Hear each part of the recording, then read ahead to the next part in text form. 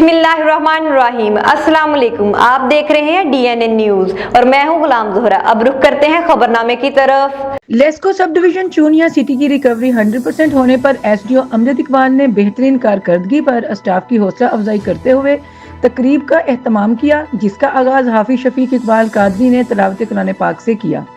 बाद SDO अमजद इकबाल ने staff को फूलों की माला पहनाई और इनामात से नवाजा। LSDCO जीशान हैदर भट्टी, मुंशी इमरान अनवर आसी और तमाम स्टाफ को इनकी भरपूर मेहनत से बेहतरीन रिजल्ट लाने पर इनको खराज तहसीन पेश किया।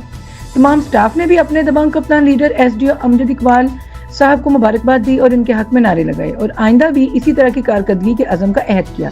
इख्तिताम पर मिठाई तकसीम की गई और तमाम स्टाफ की सेहत व सलामती और महकमा की तरक्की और आइंदा भी बेहतरीन रिजल्ट के लिए खुसूसी दुआ की गई।